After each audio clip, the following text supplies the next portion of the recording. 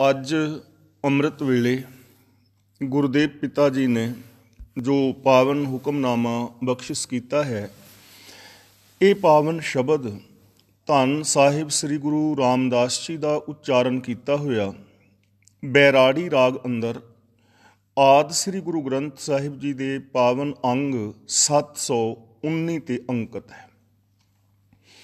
ਜਦੋਂ ਅਸੀਂ ਸੰਸਾਰ ਵੱਲ ਝਾਤ ਮਾਰਦੇ ਹਾਂ ਤਾਂ ਸਾਨੂੰ ਦੋ ਕਿਸਮ ਦੇ ਲੋਕ ਨਜ਼ਰੀ ਪੈਂਦੇ ਨੇ।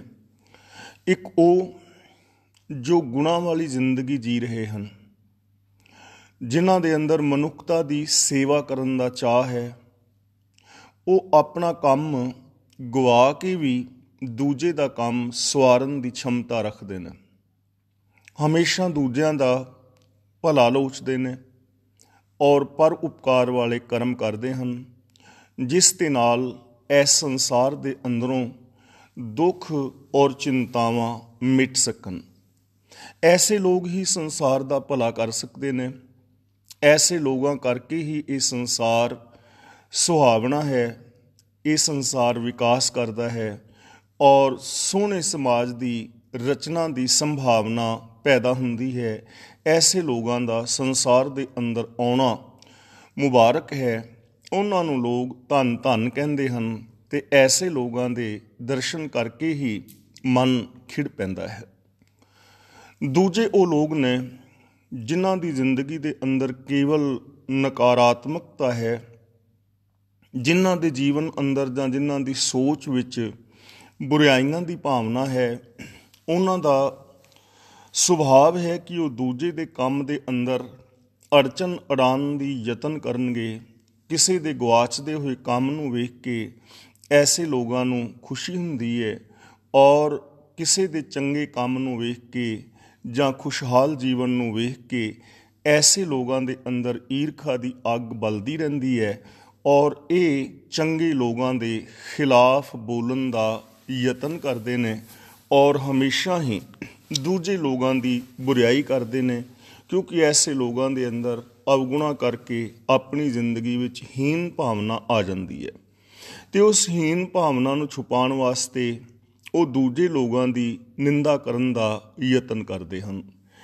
ਗੁਰੂ ਸਾਹਿਬ ਨੇ ਇਸ ਪਾਵਨ ਸ਼ਬਦ ਰਾਹੀਂ ਸਾਨੂੰ ਸਮਝਾਇਆ ਹੈ ਕਿ ਅਸੀਂ ਚੰਗੇ ਰਾਹਾਂ 'ਤੇ ਤੁਰਨਾ ਹੈ, ਗੁਣਾਤਮਕ ਸੁਭਾਵ ਆਪਣਾ ਬਣਾਉਣਾ ਹੈ ਔਰ ਆਪਣੇ ਜੀਵਨ ਨੂੰ ਸਫਲ ਕਰਨ ਦਾ ਯਤਨ ਕਰਨਾ ਹੈ। ਆਓ ਬੜੇ ਪਿਆਰ ਦੇ ਨਾਲ ਵਿਚਾਰ ਕਰਨ ਦਾ ਯਤਨ ਕਰੀਏ। ਗੁਰਦੇਵ ਪਾਤਸ਼ਾਹ ਪਹਿਲਾ ਬਚਨ ਕਰਦੇ ਹਨ, ਹਰ ਜਨ ਰਾਮ ਨਾਮ ਗੁਣ ਗਾਵੇ, ਕਿ ਪ੍ਰਭੂ ਦਾ ਜੋ ਦਾਸ ਹੈ ਉਹ ਰੱਬ ਦੇ ਗੁਣ ਗਾਉਂਦਾ ਹੈ, ਰੱਬ ਦੀ ਸਿਫਤ ਸਲਾਹ ਕਰਦਾ ਹੈ। ਅਤੇ ਗੁਣ ਗਾਉਣ ਦਾ ਮਤਲਬ ਹੈ ਕਿ ਉਹ ਗੁਣਾਂ ਵਾਲੀ ਜ਼ਿੰਦਗੀ ਬਿਤਾਉਂਦਾ ਹੈ, ਰੱਬੀ ਗੁਣਾਂ ਨੂੰ ਆਪਣੇ ਜੀਵਨ ਦੇ ਅੰਦਰ ਵਰਤੋਂ ਵਿੱਚ ਲਿਆਉਂਦਾ ਹੈ। ਗੁਰੂ ਜੀ ਦਾ ਪਾਵਨ ਬਚਨ ਵੀ ਹੈ, ਗੁਣ ਨਿਧਾਨ ਭਗਤਨ ਕੋ ਬਰਤਨ ਬਿਰਲਾ ਪਾਵੇ ਕੋਈ, ਕਿ ਪ੍ਰਭੂ ਪਰਮਾਤਮਾ ਗੁਣਾਂ ਦਾ ਇੱਕ ਮਹਾਨ ਵੱਡਾ ਖਜ਼ਾਨਾ ਹੈ, ਗੁਣਾਂ ਦਾ ਸਾਗਰ ਹੈ ਅਤੇ ਜੋ ਰੱਬ ਦੇ ਪਿਆਰੇ ਨੇ ਉਹਨਾਂ ਦੀ ਵਰਤੋਂ ਵਿੱਚ ਹੈ। ਭਾਵ ਰੱਬ ਦੇ ਪਿਆਰੇ ਰੱਬੀ ਗੁਣਾਂ ਨੂੰ ਵਰਤੋਂ ਵਿੱਚ ਲਿਆਉਂਦੇ ਹਨ। ਵਿਰਲੇ ਵਿਰਲੇ ਐਸੇ ਇਨਸਾਨ ਇਸ ਦੁਨੀਆ ਦੇ ਅੰਦਰ ਆਪ ਨੂੰ ਮਿਲ ਜਾਣਗੇ ਜੋ ਪ੍ਰਭੂ ਦੇ ਨਾਲ ਜੁੜੇ ਹੋਏ ਪ੍ਰਭੂ ਦੇ ਗੁਣਾਂ ਨੂੰ ਗਾਉਂਦੇ ਹਨ ਔਰ ਉਹਨਾਂ ਦੇ ਜੀਵਨ ਦੇ ਅੰਦਰ ਇਨਸਾਨੀਅਤ ਹੈ, ਉਹਨਾਂ ਦੇ ਜੀਵਨ ਦੇ ਅੰਦਰ ਦਇਆ ਔਰ ਧਰਮ ਆਦਿਕ ਹੈ। ਲੇਕਿਨ ਇਸ ਦੁਨੀਆ ਦੇ ਅੰਦਰ ਕੁਛ ਲੋਕ ਐਸੇ ਵੀ ਨੇ ਜੋ ਉਹਨਾਂ ਲੋਕਾਂ ਦੀ ਖਿਲਾਫਤ ਕਰਦੇ ਨੇ। ਅਸੀਂ ਦੇਖਦੇ ਹਾਂ ਸਾਹਿਬ ਸ੍ਰੀ ਗੁਰੂ ਨਾਨਕ ਪਾਤਸ਼ਾਹ ਜੀ ਮਹਾਰਾਜ ਨੇ ਜਗਤ ਜਲੰਦੇ ਨੂੰ ਠਾਰਨ ਵਾਸਤੇ ਨਵਾਂ ਜੀਵਨ ਪੇਸ਼ ਕੀਤਾ, ਨਵੇਂ ਸਿਧਾਂਤ ਦਿੱਤੇ, ਜਿਸ ਕਰਕੇ ਸੰਸਾਰ ਅੰਦਰ ਰਾਜਨੀਤਿਕ, ਧਾਰਮਿਕ, ਆਰਥਿਕ ਔਰ ਸਮਾਜਿਕ ਇਕਸੁਰਤਾ ਆ ਸਕੇ। ਹਰ ਇਨਸਾਨ ਦੀ ਰੋਟੀ ਕੱਪੜੇ ਮਕਾਨ ਆਦਿਕ ਦੀ ਮੁੱਢਲੀ ਲੋੜ ਪੂਰੀ ਹੋ ਸਕੇ, ਹਰ ਇੱਕ ਦੇ ਜੀਵਨ ਦੇ ਅੰਦਰ ਵਿਗਾਸਤਾ ਆਵੇ, ਹਰ ਇਨਸਾਨ ਖੁਸ਼ੀ ਔਰ ਪ੍ਰਸੰਨਤਾ ਵਾਲੀ ਜ਼ਿੰਦਗੀ ਜੀਵੇ, ਆਤਮਿਕ ਜੀਵਨ ਜੀਵੇ। ਐਸੇ ਯਤਨ ਗੁਰੂ ਪਾਤਸ਼ਾਹ ਜੀ ਨੇ ਕੀਤੇ ਔਰ ਸੰਸਾਰ ਨੂੰ ਬਾਣੀ ਰਾਹੀਂ ਜਗਾਇਆ।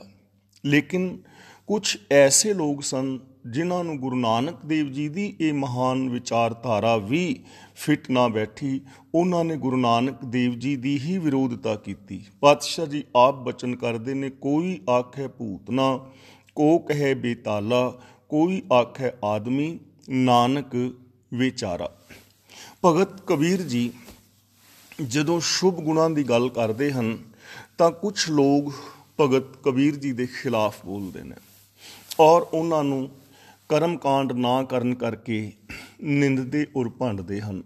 ਭਗਤ ਕਬੀਰ ਜੀ ਨੂੰ ਕਹਿੰਦੇ ਹਨ ਤੂੰ ਬੇਪਤ ਹੈ, ਪਰ ਭਗਤ ਕਬੀਰ ਜੀ ਕਿਤਨੇ ਪਿਆਰ ਨਾਲ ਸਮਝਾਉਂਦੇ ਹਨ, ਹਮ ਅਪਤ ਹੈ ਆਪਣੀ ਪਤ ਖੋਈ, ਹਮਰੇ ਖੋਜ ਪਰੋ ਮਤ ਕੋਈ, ਪਤ ਅਪਤ ਤਾਕੀ ਨਹੀਂ ਲਾਜ, ਤਬ ਜਾਨੋਗੇ ਜਬ ਉਗਰੇ ਗੋਪਾਜ।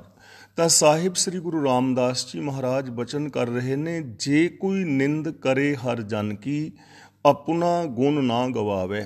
ਇੱਥੇ ਹੁਣ ਗੁਣ ਦਾ ਮਤਲਬ ਹੈ ਸੁਭਾਵ, ਕਿ ਜੇ ਕੋਈ ਪ੍ਰਭੂ ਦੇ ਦਾਸ ਦੀ ਨਿੰਦਿਆ ਕਰਦਾ ਹੈ, ਉਹਦੀ ਖਿਲਾਫਤ ਕਰਦਾ ਹੈ, ਉਹਦੇ ਵਿਰੋਧ ਵਿੱਚ ਬੋਲਦਾ ਹੈ, ਤਾਂ ਜੋ ਹਰੀ ਦਾ ਦਾਸ ਹੈ, ਪ੍ਰਭੂ ਦਾ ਦਾਸ ਹੈ, ਰੱਬੀ ਗੁਣਾਂ ਵਾਲੀ ਜ਼ਿੰਦਗੀ ਬਤੀਤ ਕਰਨ ਵਾਲਾ ਹੈ, ਜੋ ਰੱਬ ਦੇ ਨਾਲ ਪਿਆਰ ਕਰਨ ਵਾਲਾ, ਰੱਬੀ ਰਜ਼ਾ ਵਿੱਚ ਤੁਰਨ ਵਾਲਾ ਹੈ, ਉਹ ਆਪਣੇ ਗੁਣਾਂ ਵਾਲੇ ਸੁਭਾਅ ਨੂੰ ਕਦੇ ਵੀ ਨਹੀਂ ਬਦਲਦਾ। ਉਹ ਆਪਣੇ ਸੁਭਾਅ ਦਾ ਤਿਆਗ ਕਦੇ ਵੀ ਨਹੀਂ ਕਰਦਾ, ਉਹ ਸੱਚ ਦੇ ਰਾਹਾਂ ਨੂੰ ਕਦੇ ਛੱਡਦਾ ਨਹੀਂ। ਭਗਤ ਕਬੀਰ ਜੀ ਨੇ ਸਾਨੂੰ ਕਿੰਨੇ ਪਿਆਰ ਦੇ ਨਾਲ ਸਮਝਾਇਆ ਹੈ। ਕਹਿਣ ਲੱਗੇ, ਮਲਿਆਗਰ ਭੁਯੰਗਮ ਬੇਢਿਓ, ਤਾਂ ਸ਼ੀਤਲਤਾ ਨਾ ਤਜੰਤ। ਭਗਤ ਕਬੀਰ ਜੀ ਕਹਿੰਦੇ ਨੇ ਕਿ ਚਾਹੇ ਸੱਪ ਚੰਦਨ ਦੇ ਵਰਕਸ਼ ਦੇ ਚਾਰ ਚੁਫੇਰੇ ਆ ਕੇ ਉਸ ਨੂੰ ਘੇਰ ਔਰ ਵੇਢ ਲੈਣ, ਉਹਦੇ ਨਾਲ ਲਿਪਟੇ ਵੀ ਰਹਿਣ, ਤਾਂ ਵੀ ਚੰਦਨ ਆਪਣੀ ਸ਼ੀਤਲਤਾ ਨਹੀਂ ਗਵਾਉਂਦਾ, ਆਪਣੀ ਸੁਗੰਧ ਦਾ ਤਿਆਗ ਨਹੀਂ ਕਰਦਾ। ਤਾਂ ਗੁਰੂ ਸਾਹਿਬ ਜੀ ਸਾਨੂੰ ਉਤਸ਼ਾਹਿਤ ਕਰ ਰਹੇ ਨੇ, ਪ੍ਰੇਰਨਾ ਦੇ ਰਹੇ ਨੇ, ਉਪਦੇਸ਼ ਦੇ ਰਹੇ ਨੇ ਕਿ ਪਿਆਰਿਓ, ਰੱਬੀ ਗੁਣਾਂ ਵਾਲੀ ਜ਼ਿੰਦਗੀ ਬਤੀਤ ਕਰਨੀ ਹੈ। ਅਤੇ ਰੱਬੀ ਗੁਣਾਂ ਵਾਲੀ ਜ਼ਿੰਦਗੀ ਬਤੀਤ ਕਰਦਿਆਂ ਜੇ ਕੋਈ ਤੁਹਾਡੀ ਖਿਲਾਫਤ ਵੀ ਕਰੇ, ਤੁਹਾਡੀ ਨਿੰਦਿਆ ਵੀ ਕਰੇ, ਤਾਂ ਵੀ ਆਪਣੇ ਸੁਭਾਅ ਨੂੰ ਬਦਲਣਾ ਨਹੀਂ, ਸੱਚ ਦੀ ਰਾਹ ਨੂੰ ਛੱਡਣਾ ਨਹੀਂ ਹੈ। ਅਸੀਂ ਪਾਵਨ ਬਾਣੀ ਦੇ ਅੰਦਰ ਦੇਖਦੇ ਹਾਂ ਕਿ ਜੋ ਨਿੰਦਾ ਕਰਨ ਵਾਲੇ ਨੇ ਉਹ ਨਿੰਦਾ ਦੇ ਸਾਗਰ ਵਿੱਚ ਡੁੱਬ ਜਾਂਦੇ ਨੇ। ਹੁਣ ਇਹਦਾ ਰੀਜ਼ਨ ਕੀ ਹੈ ਕਿ ਜਿਹੜਾ ਰੱਬ ਦਾ ਪਿਆਰਾ ਹੈ ਉਹ ਗੁਣਾਂ ਦੇ ਨਾਲ ਜੁੜਿਆ ਰਹਿੰਦਾ ਹੈ, ਨਿੰਦਿਆ ਕਰਨ ਵਾਲੇ, ਆਲੋਚਨਾ ਕਰਨ ਵਾਲੇ ਦੀ ਉਹ ਬਿਲਕੁਲ ਵੀ ਪਰਵਾਹ ਨਹੀਂ ਕਰਦਾ। ਉਹਦਾ ਕਾਰਨ ਹੈ ਕਿਉਂਕਿ ਜੋ ਅਸੀਂ ਕਰਦੇ ਹਾਂ, ਬੋਲਦੇ ਹਾਂ, ਸੋਚਦੇ ਹਾਂ, ਉਹ ਸਾਡੀ ਸੋਚ ਦੇ ਉੱਤੇ ਅਸਰ ਪਾਉਂਦੇ ਨੇ। ਉਹ ਸਾਡੇ ਬੋਲੇ ਹੋਏ ਬੋਲ, ਸਾਡੇ ਵਿਚਾਰ, ਸਾਡੇ ਸੰਸਕਾਰ ਬਣ ਜਾਂਦੇ ਨੇ। ਉਹ ਸੰਸਕਾਰ ਸਾਡਾ ਸੁਭਾਅ ਔਰ ਸਾਡੀ ਆਦਤ ਬਣ ਜਾਂਦੀ ਹੈ। ਉਸ ਸੁਭਾਅ ਮੁਤਾਬਕ ਬੰਦਾ ਜ਼ਿੰਦਗੀ ਜੀਂਦਾ ਹੈ ਅਤੇ ਉਸ ਜੀਵਨ ਦਾ ਹੀ ਫਲ ਮਨੁੱਖ ਦੀ ਝੋਲੀ ਵਿੱਚ ਪੈਂਦਾ ਹੈ। ਰੱਬ ਦੇ ਪਿਆਰੇ ਨੂੰ ਇਸ ਗੱਲ ਦਾ ਪਤਾ ਹੈ ਕਿ ਜੇ ਮੈਂ ਸਕਾਰਾਤਮਕਤਾ ਦੇ ਨਾਲ ਜੁੜਿਆ ਹਾਂ ਤਾਂ ਮੇਰੇ ਅੰਦਰ ਸਕਾਰਾਤਮਕ ਸ਼ਕਤੀਆਂ ਰਹਿਣਗੀਆਂ, ਮੇਰੇ ਅੰਦਰ ਵਿਲ ਪਾਵਰ ਰਹੇਗੀ, ਇਨਸਾਨੀਅਤ ਜ਼ਿੰਦਾ ਰਹੇਗੀ, ਮੇਰਾ ਜੀਵਨ ਖੁਸ਼ਹਾਲ ਰਹੇਗਾ, ਮੈਂ ਆਤਮਿਕ ਆਨੰਦ ਔਰ ਆਤਮਿਕ ਖੇੜਾ ਮਾਣਦਾ ਰਹਾਂਗਾ। ਪ੍ਰਭੂ ਦੇ ਪਿਆਰੇ ਨੂੰ ਇਸ ਗੱਲ ਦੀ ਸਮਝ ਹੈ ਕਿ ਜਦੋਂ ਕੋਈ ਬੰਦਾ ਵਿਕਾਰੀ ਬੋਲ ਬੋਲਦਾ ਹੈ ਤਾਂ ਹੌਲੇ ਹੌਲੇ ਉਹਦੇ ਅੰਦਰ ਉਹ ਵਿਕਾਰ ਪੈਦਾ ਹੋ ਜਾਂਦੇ ਨੇ ਔਰ ਉਹ ਵਿਕਾਰਾਂ ਦੇ ਸਾਗਰ ਵਿੱਚ ਡੁੱਬ ਜਾਂਦਾ ਹੈ। ਭਗਤ ਕਬੀਰ ਜੀ ਨੇ ਕਿੰਨੇ ਪਿਆਰ ਨਾਲ ਸਮਝਾਇਆ ਹੈ, ਨਿੰਦੋ ਨਿੰਦੋ ਮੋਕੋ ਲੋਗ ਨਿੰਦੋ, ਨਿੰਦਾ ਜਨ ਕੋ ਖਰੀ ਪਿਆਰੀ, ਨਿੰਦਾ ਬਾਪ ਨਿੰਦਾ ਮਹਿਤਾਰੀ, ਨਿੰਦਾ ਹੋਏ ਤਾਂ ਬੈਕੁੰਠ ਜਾਈਏ, ਨਾਮ ਪਦਾਰਥ ਮਨੇ ਬਸਾਈਏ, ਹਿਰਦੈ ਸ਼ੁੱਧ ਜੋ ਨਿੰਦਾ ਹੋਏ, ਹਮਰੇ ਕੱਪੜੇ ਨਿੰਦਕ ਧੋਏ। ਕਬੀਰ ਜੀ ਇਸ ਪਾਵਨ ਸ਼ਬਦ ਦੇ ਅਖੀਰ ਵਿੱਚ ਕਹਿੰਦੇ ਨੇ, ਨਿੰਦਾ ਹਮਰੀ ਪ੍ਰੇਮ ਪਿਆਰ, ਔਰ ਅਖੀਰ ਵਿੱਚ ਕਹਿੰਦੇ ਨੇ, ਜਨ ਕਬੀਰ ਕੋ ਨਿੰਦਾ ਸਾਰ, ਨਿੰਦਕ ਡੂਬਾ ਹਮ ਉਤਰੇ ਪਾਰ। ਜੋ ਨਿੰਦਿਆ ਕਰਨ ਵਾਲਾ ਹੈ ਆਖਿਰ ਉਹ ਵਿਕਾਰਾਂ ਦੇ ਸਾਗਰ ਦੇ ਅੰਦਰ ਡੁੱਬ ਜਾਂਦਾ ਹੈ ਅਤੇ ਜਿਸ ਦੀ ਆਲੋਚਨਾ ਹੁੰਦੀ ਹੈ ਉਹ ਆਪਣੀਆਂ ਕਮੀਆਂ ਨੂੰ ਦੂਰ ਕਰਕੇ ਜੀਵਨ ਦੇ ਸਹੀ ਰਾਸਤੇ ਨੂੰ ਅਪਣਾਉਂਦਾ ਹੋਇਆ ਆਪਣੀ ਮੰਜ਼ਿਲ 'ਤੇ ਪਹੁੰਚ ਜਾਂਦਾ ਹੈ। ਤਾਂ ਧੰਨ ਗੁਰੂ ਰਾਮਦਾਸ ਜੀ ਸਾਨੂੰ ਸਮਝਾ ਰਹੇ ਨੇ ਕਿ ਜੇ ਕੋਈ ਪ੍ਰਭੂ ਦੇ ਪਿਆਰੇ ਦੀ ਨਿੰਦਾ ਕਰਦਾ ਹੈ, ਆਲੋਚਨਾ ਕਰਦਾ ਹੈ, ਤਾਂ ਉਹਦੀ ਪਰਵਾਹ ਨਹੀਂ ਕਰਦਾ, ਉਹ ਆਪਣੇ ਸੱਚ ਦੇ ਰਾਹਾਂ 'ਤੇ ਤੁਰਿਆ ਜਾਂਦਾ ਹੈ। ਉਹ ਕਦੇ ਵੀ ਆਪਣੇ ਸੁਭਾਅ ਨੂੰ ਗਵਾਉਂਦਾ ਨਹੀਂ, ਸੱਚ ਦੇ ਰਾਹ ਨੂੰ ਛੱਡਦਾ ਨਹੀਂ।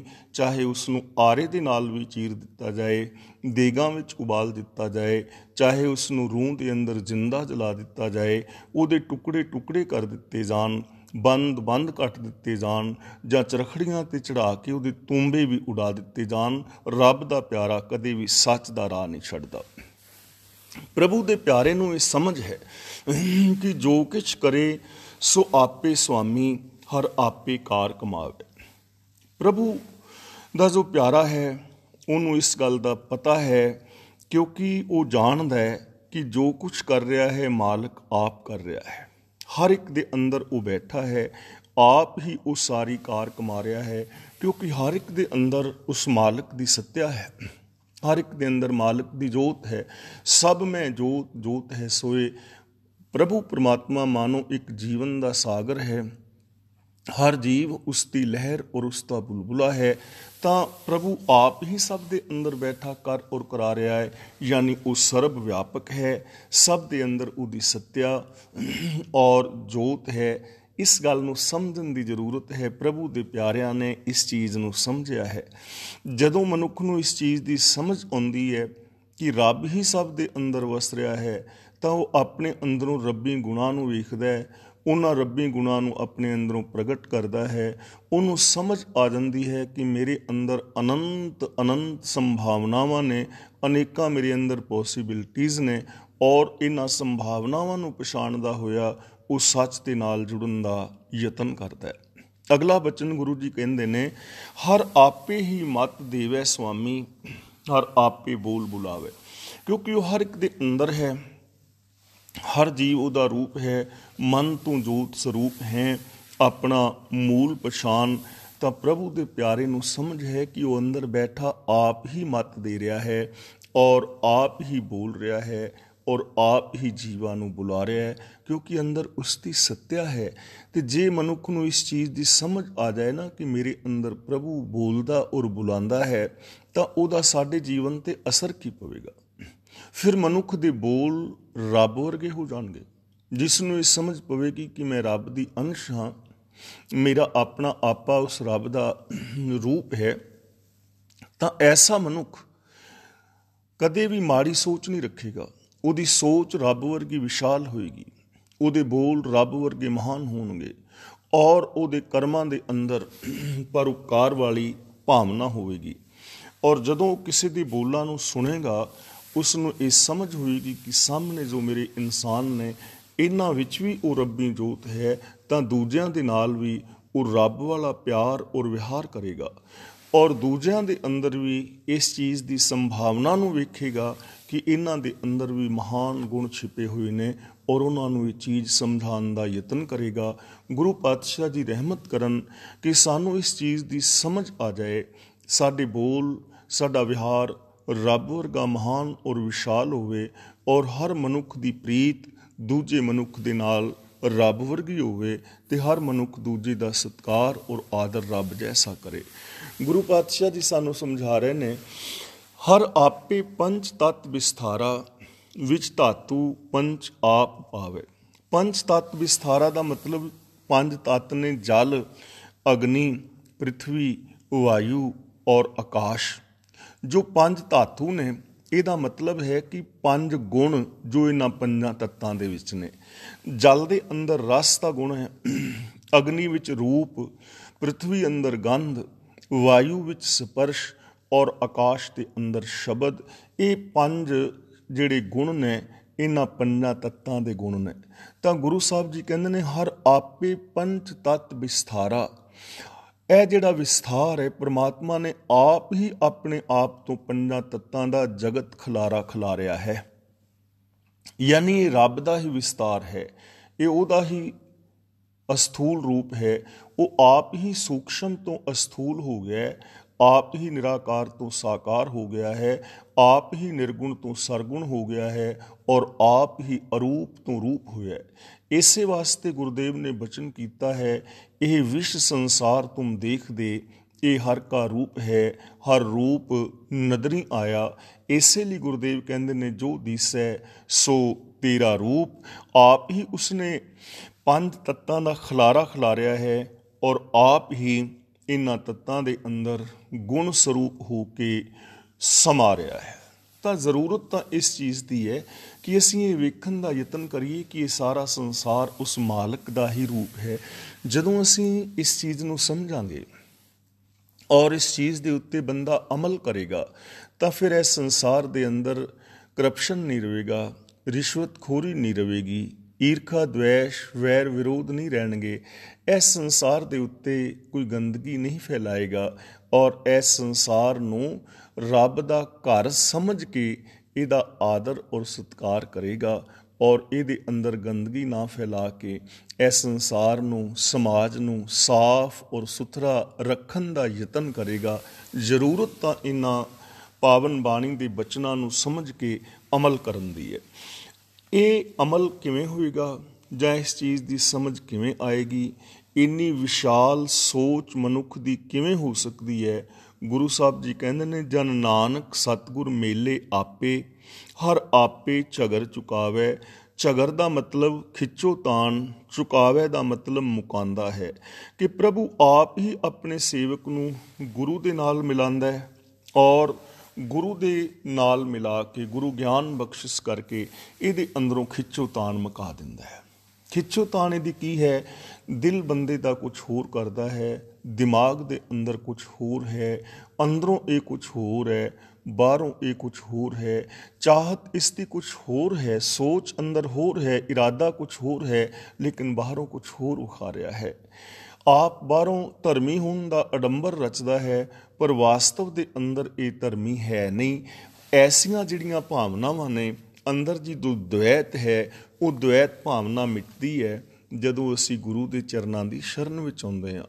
ਗੁਰੂ ਸਾਨੂੰ ਗਿਆਨ ਦੀ ਦਾਤ ਬਖਸ਼ਿਸ਼ ਕਰਦਾ ਹੈ ਔਰ ਗੁਰੂ ਗਿਆਨ ਦੇ ਚਾਨਣੇ ਅੰਦਰ ਜਦੋਂ ਅਸੀਂ ਜੀਵਨ ਬਤੀਤ ਕਰਦੇ ਹਾਂ ਉਦੋਂ ਇਹ ਖਿੱਚੋ ਤਾਣ ਖਤਮ ਹੋ ਜਾਂਦੀ ਹੈ। ਜਿਵੇਂ ਹਨੇਰੇ ਦੇ ਅੰਦਰ ਰਾਸਤਾ ਨਜ਼ਰ ਹੀ ਨਹੀਂ ਪੈਂਦਾ, ਹਨੇਰੇ ਦੇ ਅੰਦਰ ਕੌਣ ਕਿੱਥੇ ਬੈਠਾ ਹੈ ਸਾਨੂੰ ਨਜ਼ਰ ਹੀ ਨਹੀਂ ਪੈਂਦਾ, ਹਨੇਰੇ ਵਿੱਚ ਆਪਣੇ ਬਿਗਾਨੇ ਦੀ ਸਾਨੂੰ ਪਹਿਚਾਣ ਨਹੀਂ ਰਹਿੰਦੀ, ਹਨੇਰੇ ਦੇ ਅੰਦਰ ਡਰ ਔਰ ਖਤਰਾ ਮਹਿਸੂਸ ਕਰਦਾ ਹੈ ਮਨੁੱਖ, ਹਨੇਰੇ ਦੇ ਅੰਦਰ ਜੀਵਨ ਦਾ ਕੋਈ ਰਾਹ ਦਿਸਦਾ ਨਹੀਂ। ਪਰ ਜਦੋਂ ਚਾਨਣਾ ਹੋ ਜਾਏ, ਬਿਜਲੀ ਜਗਾ ਲਵੇ, ਗੈਸ ਆਦਿਕ ਦਾ ਚਾਨਣਾ ਹੈ ਜਾਂ ਕਿਸ ਤਰ੍ਹਾਂ ਵੀ, ਜਦੋਂ ਚਾਨਣਾ ਹੁੰਦਾ ਹੈ ਤਾਂ ਉਸ ਚਾਨਣੇ ਦੇ ਅੰਦਰ ਇਸ ਨੂੰ ਸਭ ਕੁਝ ਨਜ਼ਰੀ ਆਉਂਦਾ ਹੈ।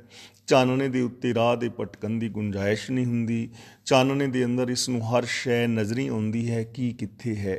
ਇਸੇ ਤਰ੍ਹਾਂ ਜਦੋਂ ਤੱਕ ਅੰਦਰ ਅਗਿਆਨਤਾ ਦਾ ਅੰਧਕਾਰ ਹੈ ਉਦੋਂ ਤੱਕ ਮਨੁੱਖ ਦੇ ਜੀਵਨ ਦੇ ਅੰਦਰ ਬੁਰਾਈਆਂ ਨੇ, ਉਦੋਂ ਤੱਕ ਇਹ ਮਨੁੱਖ ਖਤਰਨਾਕ ਹੈ, ਉਦੋਂ ਤੱਕ ਮਨੁੱਖ ਦੇ ਨਾਲ ਈਰਖਾ ਦਵੈਸ਼ ਕਰਦਾ ਹੈ।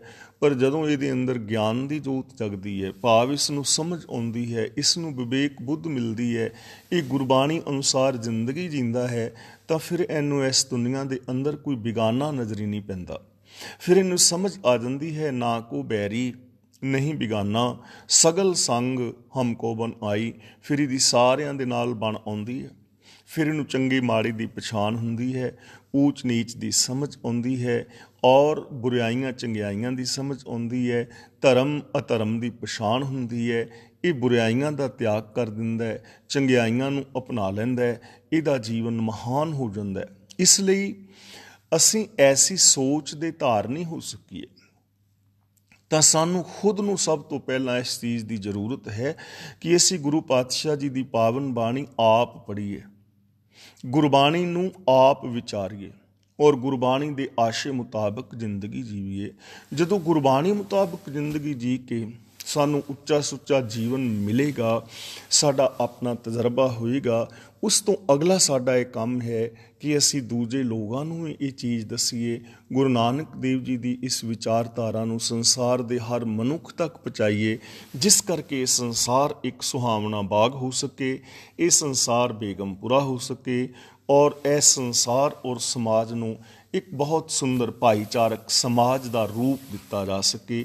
ਗੁਰੂ ਪਾਤਸ਼ਾਹ ਜੀ ਰਹਿਮਤ ਕਰਨ ਕਿ ਅਸੀਂ ਐਸਾ ਯਤਨ ਕਰੀਏ ਔਰ ਆਪਣੇ ਜੀਵਨ ਨੂੰ ਸਫਲ ਤੇ ਸੁਚੱਜਾ ਕਰਨ ਦਾ ਯਤਨ ਕਰੀਏ। ਹੋਈਆਂ ਭੁੱਲਾਂ ਦੀ ਖਿਮਾ, ਗੱਜ ਕੇ ਬੁਲਾਓ ਜੀ। ਵਾਹਿਗੁਰੂ ਜੀ ਕਾ ਖਾਲਸਾ, ਵਾਹਿਗੁਰੂ ਜੀ ਕੀ ਫਤਿਹ।